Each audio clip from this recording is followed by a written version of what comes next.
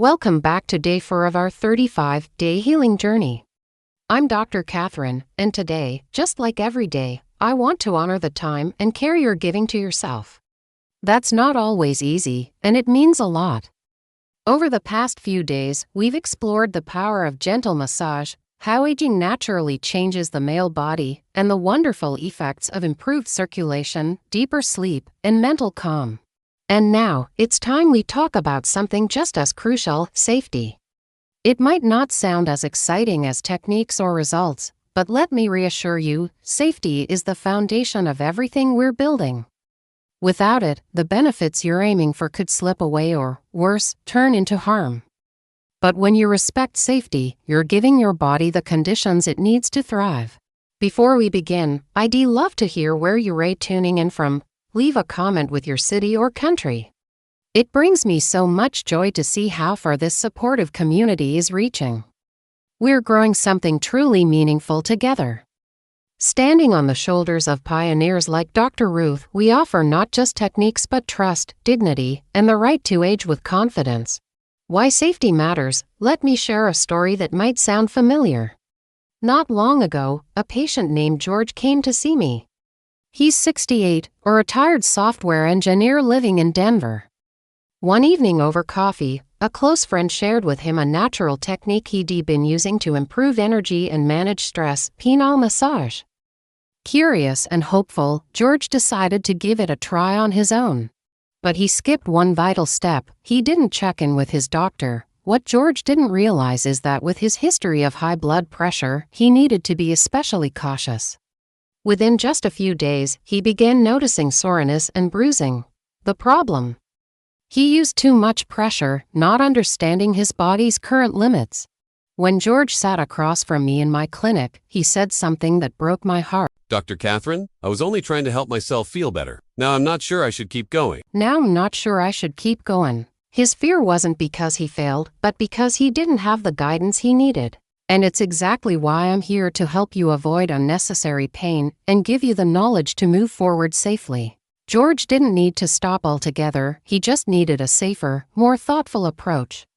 Now let's take a practical look at the 3 non-negotiable safety steps every man should follow before beginning this wellness practice. Step 1. Consult your physician. Yes, I know it can feel awkward, but it's essential, especially if you live with chronic conditions like type 2 diabetes, hypertension, enlarged prostate, or if you're taking blood thinners such as warfarin or aspirin. According to the American Journal of Men's Health, these conditions significantly alter vascular response and tissue sensitivity. A brief consultation can prevent unintended harm and set the stage for safe healing. This isn't a lengthy visit. Sometimes a simple phone call or a quick message through your health portal is all it takes. You can say, "I'm beginning a gentle massage practice to improve circulation and reduce stress. Are there any precautions I should take?" That small conversation might save you from weeks of unnecessary discomfort. We'll explore deeper collaboration with your doctor on day 29. For now, just begin the first step. Step 2. Use only gentle pressure. Think of this not as a workout but as a soft conversation with your body. As we age, skin thins, nerve endings become more sensitive, and capillaries more fragile. A 2021 article in the Journal of Urology highlights how older men are more susceptible to tissue microtrauma from excessive mechanical force. Heavy pressure can lead to small tears, bruising, or prolonged soreness, none of which support healing. Imagine the way you are touching and petting a hamster: slow, light, and respectful. That's the kind of touch your body deserves. If you are uncomfortable, stop immediately. Pain is not a signal to push through, it's a signal to pause.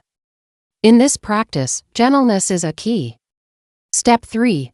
Respect your body's limits. You may have days when your joints feel stiff, your energy is lower, or your mood isn't quite there, and that's okay. Aim for short sessions, around 5 to 10 minutes. Never practice if you're recovering from illness or surgery. And always ensure your hands and surroundings are clean to prevent irritation or infection.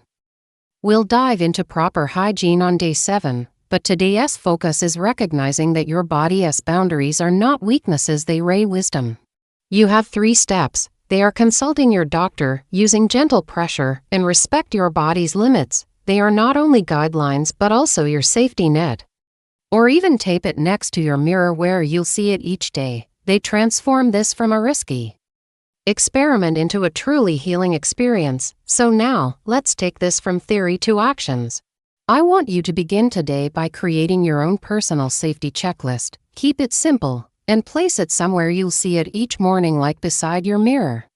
Include these 3 points. You can write it in a notebook, type it in your phone. Create your safety checklist, a small act that carries big protection. You can scribble it into a notebook, save it in the Notes app on your phone, or print it out a scheduled reminder to call or message your doctor this week. A short list of your health conditions or any medications like blood thinners or heart meds that may affect your blood flow or skin response. This list might take you 5 minutes, but it could spare you weeks of worry or injury. That's time well invested. Do a 1-minute body awareness scan now. Find a quiet place and moment just for yourself. Sit down, close your eyes, inhale deeply through your nose, and slowly exhale through your mouth. Then gently ask, what am I feeling in my body right now? Notice where you feel tension, where you feel light, where you feel neutral. This simple scan helps you reconnect with your body, not with judgment, but with curiosity. And it prepares you beautifully for the hands-on practices we'll begin very soon.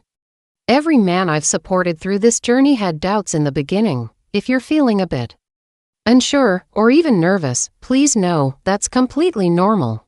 But it's the ones who moved gently, who trusted the process, who truly saw change, just like George. Once he understood how to proceed safely, his anxiety faded. 2 weeks later, he called me. Dr. Catherine, for the first time in years, I feel like I can trust my body again. That trust, that reconnection is exactly what I want for you too. In the comments below, I'd really love to hear your voice. What's one small safety step you'll take today? Will it be that call to your doctor? Creating your checklist? Or simply choosing to slow down and honor how your body feels today? If you're committed to showing up for yourself, type 4 in the comments. It's our quiet little pledge to this journey. And please, if questions are on your mind, ask them. You're not alone. I'm here, and so is this caring, expanding community of men who are walking this same path. This video was written and medically guided by Dr. Catherine 888 based on real experiences with aging male patients. While we use AI-generated visuals to enhance clarity, the insights, storytelling, and wellness routines are based on clinical evidence, personal case reflection, and intentional health education. Every episode is created to serve aging men with dignity and depth, respectfully, science-informed, and with emotional care.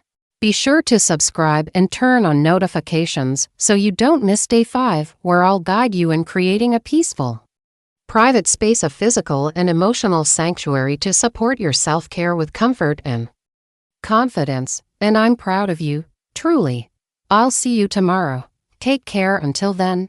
You've taken another meaningful step today.